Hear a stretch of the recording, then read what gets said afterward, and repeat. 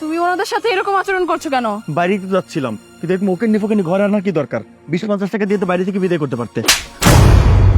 আমি তো এটাই বুঝতে পারছি না কেন তুমি তাদের সাথে এরকম আচরণ করছো। প্রবলেমটা কি তোমার? আমি সব কিছু আপনারে কইতেছি। উনি আর কেউ না, উনি আমার জন্মদাতা পিতা। ম্যাডাম, ম্যাডাম আমার কোনো টাকা ভিক্ষা দেন না ম্যাডাম। আচ্ছা আচ্ছা, তুমি দাঁড়াও, আমি দিচ্ছি। এই নাও। দাঁড়ান ম্যাডাম। ম্যাডাম, আপনার কাছে আমার একটা আবদার ছিল। আবদার? হ্যাঁ বলো। ম্যাডাম কিছু মনে করবেন না তো? না না, তুমি বলতে পারো, সমস্যা নেই, ভয় পেও না, বলো। আসলে হয়েছে কি ম্যাডাম, মনে কিছু নিয়েন না। জানেন, আমি আর আমার দাদি রোজার ঈদ গেল, সেরা কাপড় পরে ঈদ করছি। সামনে তো কোরবানি ঈদ আসতেছে। আপনারা বড় লোক মানুষ, অনেক দামি দামি কাপড় কিনবেন, অনেক দামি দামি কাপড় ঈদের দিন পরবেন। আমরা গরিব মানুষ, আমার কত দামি কাপড় কেনার সামর্থ্য নাই। তাই কইছিলাম কি ম্যাডাম, আমার অসুস্থ দাদি, সে রোজার ঈদে ওই ছিঁড়া কাপড়টা পরে ঈদ করছে। আপনি যে কাপড়টা পরেন না, ওই রকম যদি কোনো কাপড় থাকে আমার একটা দিতে পারেন, আমার দাদির দিল অনেক খুশি হইব। দেখো বাবা, আমি তো বাইরে গিয়েছিলাম, বাহির থেকে এসেছি, তো আমি তো আর সাথে করে কাপড় নিয়ে যাইনি। তুমি এক কাজ করো, এই যে এই টাকাটা রাখো, এই টাকা দিয়ে তুমি তোমার দাদিকে একটা কাপড় কিনে দিও, নাও। না না না, আমার টাকা লাগবো না, টাকার প্রতি আমার কোনো আগ্রহ নাই। আপনার কাছে একটা কাপড় চাইছি, যদি কাপড় দিতে পারেন একটা কাপড় দিয়েন ম্যাডাম। আফসানা, দে আমার কাছে, আমি এখন ভিক্ষা করি। তুই গোসল টোসল করিয়া স্কুলে যা। কিরে, এইখানে কি হয়েছে? তেমন কিছু না, আসলে দাদি রোজারে দেওয়া তুমি ছিঁড়া কাপড় পরে ঈদ করছো, আমার এরা কেমন জানি লাগে। তাই আমি ম্যাডামের কাছে, তারা তো অনেক জামা কাপড় কেনে, অনেক কিছু ফালায়া দেয়, আমি তার কাছে একটা শাড়ি চাইছি, যাতে ওই শাড়িটা দিয়া তুমি কোরবানি ঈদটা করতে পারো। বোন রে, আমি তোরে দোয়া করি তুই অনেক বড় হ। আমার নতুন কাপড় লাগবো না, তুই যে কইছস এইটাই আমার নতুন কাপড়। আমার যেটা আছে ভালোই তো, কয় বছর আর হয়েছে? 2-3 বছর, আরো অনেকদিন চাইবো। আচ্ছা শুনুন না, ও তো ঠিকই বলেছে, ও আসলে আপনার কথা চিন্তা করে আমার কাছে কাপড় চেয়েছে। সমস্যা নেই, আমার বাড়িতে অনেক কাপড় আছে। আপনারা এক কাজ করুন, আমার সাথে আমার বাড়িতে চলুন, ওখান থেকে আমি আপনাকে 2-3টা কাপড় দিয়ে দিব। মা চলো, তুমি আমার সাথে চলো, আমি তোমাকে কাপড় দিচ্ছি। তোমার দাদুকে নিয়ে তুমি আমার সাথে চলো, এসো। ম্যাডাম চলে, আহ আহ, সাবধানে হোক।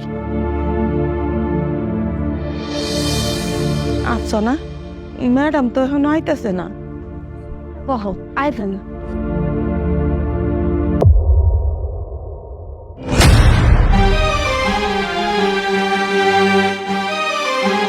তো তোমরা এখানে কি করছো?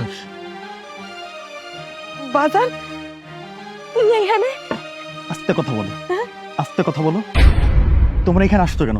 এখানে তোমাদের কাজ কি? আমরা একটু ম্যাডামে নিয়ে আইছি না রে। যা ইচ্ছা তাই হোক, এখানে তোমরা আর 1 মিনিট দাঁড়াবে না। চলো বের হয়ে যাও। শুয়ে যাইব বলো, কি কইতাছো তুমি? বাজার, কতদিন পর তোরে দেখলাম বাজার। চুপ, কিসের বাবা, কে বাবা? বেরো এখান থেকে। না, এতদিন অনেক চুপ থাকছি, কিন্তু আর না।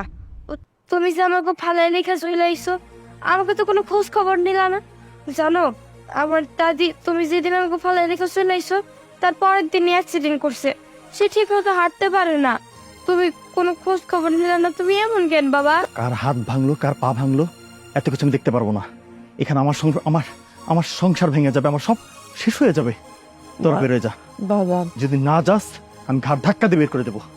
কি ব্যাপার, কি হয়েছে এখানে? তোমার না বাইরে যাওয়ার কথা, তুমি ওনাদের সাথে এরকম আচরণ করছো কেন? বাইরে তো যাচ্ছিলাম, কিন্তু এক মোকেন নিফোকেন ঘরে আনার কি দরকার? 20-50 টাকা দিয়ে তো বাইরে থেকে বিদায় করতে পারতে। অভি, এটা কি ধরনের কথাবার্তা? হ্যাঁ, হতে পারে ওনারা গরিব অসহায় মানুষ, তাই বলে কি তুমি তাদের সাথে যা নয় তাই আচরণ করবে? আমি তো ওনাদেরকে বাড়িতে নিয়ে এসেছি, আমার বাড়ির সামনে তারা দাঁড়িয়ে আছে, তাদের সাথে তুমি এই ধরনের আচরণ করতে পারো না। আমি তো এটাই বুঝতে পারছি না কেন তুমি তাদের সাথে এরকম আচরণ করছো। প্রবলেমটা কি তোমার? তোমার এত বড় সাহস, তুমি এরকম ওকেন্নি ফোকেন্নি 5 টাকা ভিখারির জন্য তুমি আমার গালে চড় মারতে পারো? হ্যাঁ মারতে পারি। কি ব্যাপার পায়েল, এত চিল্লাচিল্লি কেন? কি হয়েছে? চিলাচিলি করবো তো কি করব? দেখো না অভি, এই যে লোকগুলো দেখছো, এনারা অনেক গরিব মানুষ, অসহায় দরিদ্র। আমি আমার বাড়িতে নিয়ে এসেছি আমার কিছু পুরাতন কাপড় দেওয়ার জন্য, কিন্তু অভি ওনাদের সাথে যা আচরণ করলো সেটা মানুষ মানুষের সাথে করে না। আচ্ছা জামাই, কি হয়েছে আমাকে একটু খুলে বলবে? না বাবা, তেমন কিছুই না। এই ওকিন্নি ফকিন্নিদের বাড়িতে আনার জন্য একটু কথা বলেছিলাম, সেজন্য আপনার মেয়ের খুব গায়ে লেগেছে, সেজন্য সে আজকে আমার এদের সামনে গায়ে হাত তুলেছে। চুপ করেন আপনি, আর মিথ্যা কথা বললেন না। আর কত মিথ্যা কথা বলবেন? মিথ্যা কথা কইতে কইতে আমাকে জীবনটা শেষ করে দিছে। স্যার, আমি সব কিছু আপনারে কইতেছি। উনি আর কেউ না, উনি আমার জন্মদাতা পিতা। হ্যাঁ স্যার, আমার নাতিন একদম সত্য কথা কইছি। ও হইল ওর বাবা, আমার ছেলে। বিষয়টা কি জানেন স্যার? ওর মারে যখন বিয়ে করাই, আমার পোলা ওর মারে পছন্দ করতো না। ও দুনিয়াতে আসার পরে ওর বাড়ি ছেড়ে চলে গেল। ওর মাটা 2-1 বছর থাইকা কোনি হুদুস না পাইয়া ওরে ফালাইয়া রেখে চলে গেছে। আমি কি করুম স্যার?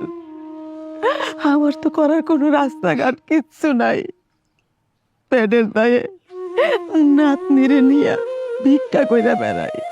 স্যার জানেন, আমার এই বয়সে পোলার কামাই খাওয়ার কথা, আমার এমনই পুরা কপাল, আমি এমনই অভাগী, আমি আমার নাতনির কামাই খাই। ও সকালে ভিক্ষা করে, যখন স্কুলের সময় হয় আমি ভিক্ষা করি, ওই স্কুলে যায়। আজকে আজকে এরমই হয়েছে। আমি আসছি, ওই স্কুলে যাইব, আইসা দেখি ম্যাডাম এখানে দাঁড়ানো। কেন দাঁড়ানো জানেন? এই যে পাগলি ছেলেটা ম্যাডাম রে কইতেছে, ম্যাডাম আমার একটা পুরান কাপড় দেন না, সামনে ঈদ আসছে, আমার দাদি ঈদের মধ্যে পরার জন্য একটা পুরান কাপড় দেন না। আমরা জানতাম না স্যার যে এই বাড়িতে আমার পোলা আছে, এই বাড়িতে আমার পোলা থাকে। যদি জানতাম স্যার, জীবনেও আসতাম না, না খাইয়া রাস্তায় পড়ে মরে যাইতাম, তাও এই বাড়িতে পাড়া দিতাম না। What the hell is this papa? এইটা আমার দুলা ভাই। ওই যে একটা প্রবাদ আছে না, উপরে দিয়া ফিটফাট, ভেতর দিয়া তেলাপোকার হাট। ও সরি, তেলাপোকার হাট না, গিরগিটির হাট। এই গিরগিটির বাচ্চা, তোর কি লজ্জা করে না? খুব তো বলছিলি তোর পাপা লন্ডনে বিজনেস, তোদের হিউজ ব্যাংক ব্যালেন্স, কোথায় গেল? এখন তো বের হইলো সামান্য একটা ভিখারির বাচ্চা তুই। ধোকা ধোকা দিয়েছে, বুঝলি আরিয়ান? এই, আমি তোকে কতবার বলেছি তোর বাবা মাকে, তোর বংশ পরিচয় কি? তুই কি বলেছিস? তোর বাবা মা আমেরিকা থাকে, হ্যাঁ? আর এখন কি দেখছি, তোর মা রাস্তায় রাস্তায় ভিক্ষে করছে, আরে একটা পুরান কাপড়ের জন্য সবার কাছে হাত পাচ্ছে। এই ছোট লোকের বাচ্চা, তোর এতই যদি টাকার প্রয়োজন ছিল তাহলে আমাকে বলতি। ও, আমার টাকা দেখেছিস না? আরে তোদের মতো এরকম ছেলেরা না শিল্পপতির মেয়েদেরকে পটিয়ে পাঠিয়ে বিয়ে করে সম্পত্তি আত্মসাৎ করার জন্য। এই লজ্জা করে না? হ্যাঁ, তোর মতো এরকম একটা ছেলে থাকতে, তোর মা ভিক্ষে করছে, আর এমন একটা মাসুম শিশু তোর মেয়ে, আর তুই আমার মেয়ের জীবনটা নষ্ট করে দিলি। এই, তোর বিবেকে একটুও বাঁধলো না রে? কি করলি তুই? এখন আমার মেয়ের কি হবে? ছি দুলাভ ভাই, আপনার লজ্জা করলো না? আপনি তো সেই ভাব নিয়ে থাকেন, আমরা তো মনে করি কি কোটিপতির ছেলে না ছেলে, আর যখনই পরিচয় জানতে চাই তখন আমাদের কথা নিয়ে বেড়ান। ও আজকে বুঝেছি, বলতে তো পারেন না আপনি একটা ফকিন্নি ছেলে। তোর ফকিন্নি ছেলে বললে আমাদের বাসাতে তো আপনি একটা সেকেন্ডও থাকতে পারবেন না। এসব নির্লজ্জ ছেলেদের না আসলে লজ্জা বলতে কোনো জিনিস নাই। লজ্জা যদি থাকতো না বাবা, আমাদের বাসা না এতক্ষণ দাঁড়িয়ে থাকতো না এইভাবে। চুপ করো তোমরা, আমাকে আর বোঝাতে হবে না। আমার যা বোঝার আমি খুব ভালো মতো বুঝতে পেরেছি। ছি অভি, ছি। এই দেখে আমি তোমাকে বিয়ে করেছিলাম, এই দেখে তোমাকে আমি ভালোবেসেছিলাম। তোমার একটা বাচ্চা আছে, তোমার ফ্যামিলি আছে, আর তুমি কি বলেছিলে তোমার বাড়ির সবাই বাইরে থাকে, তাই না? তুমি এত বড় চিটার আমি কল্পনাও করতে পারিনি। যার সাথে আমি এতদিন সংসার করেছি সে এতটা নিচু, এতটা ছোট লোক। কোনো কথা বলবে না, যা বলার আমি বলবো। আচ্ছা, এই যে তোমার মেয়ে, দেখো তো ওর মুখের দিকে তাকিয়ে তো আমারই মায়া লাগছে। এই মেয়েটাকে ফেলে রেখে এসে তুমি আমাকে কিভাবে বিয়ে করে এই বাড়িতে আছো? তাও আবার সবকিছু তুমি আমার কাছে হাইড করেছো। তোমার লজ্জা করেনি এত মিথ্যা কথা বলতে? যে তোমাকে পায়েল, Don't touch me! যে তোমাকে জন্ম দিয়েছে, তোমার মা, তোমার মার কথা তুমি একটাবার চিন্তা করোনি? আরে তুমি কেমন সন্তান? তুমি তো সন্তান নামের কলঙ্ক।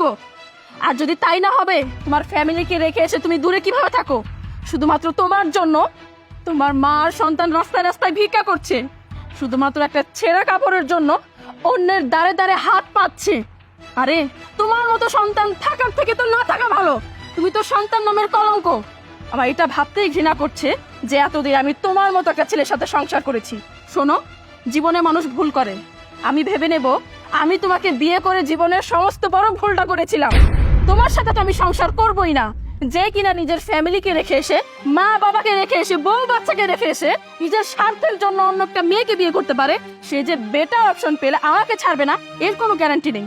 তোমার মতো ছেলের সাথে সংসার আমি করবো না। না পায়েল, চুপ করো। আজকে এই মুহূর্তে তুমি এই বাড়ি থেকে বের হয়ে যাবে। তোমার সাথে আমি সংসার করব না। ম্যাডাম, আমাকে জন্য আপনারা ঝগড়া কইরেন না, আমাকে জন্য আপনাকে সংসারে অশান্তির সৃষ্টি কইরেন না। আমাকে কাপড় লাগবো না, কিচ্ছু লাগবো না। আমরা তো রাস্তায় থাইকে খাইয়া শুইয়া অভ্যস্ত হয়ে গেছি। আমাকে রাস্তায় থাকলে এখন আর কষ্ট লাগে না, আমরাই চলে যাইতেছি। হ্যাঁ ম্যাডাম, আমার দাদি ঠিক কথাই কইছে। আমার বাবারে আপনি বাড়ি থেকে বের করে দিয়েন না। উনি তো তার নিজের সুখের জন্য আপনাদের বাড়িতে আইছে, আপনার বিয়ে করছে। তারা এই বাড়ি থেকে বের করে দিয়েন না। আসলে আমারই তখন ভুল হয়েছে আপনার কাছে কাপড় চাইয়া। যদি কাপড়টা না চাইতাম, এত কিছু আমাকে দেখা লাগতো না, শোনা লাগতো না। আপনারা ভালো থাকেন, আমরা যাইতেছি। দাদি চলো। চল।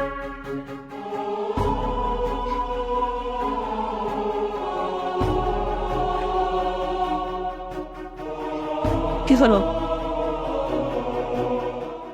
আর এক মুহূর্ত তুমি এখানে দাঁড়িয়ে থাকবে না। যাও, এক্ষুনি আমাদের বাড়ি থেকে বের হও, বের হও। বাবা, এই আমার মেয়ে কি বলেছে শুনিসনি? হ্যাঁ, বেরিয়ে যা। Get out!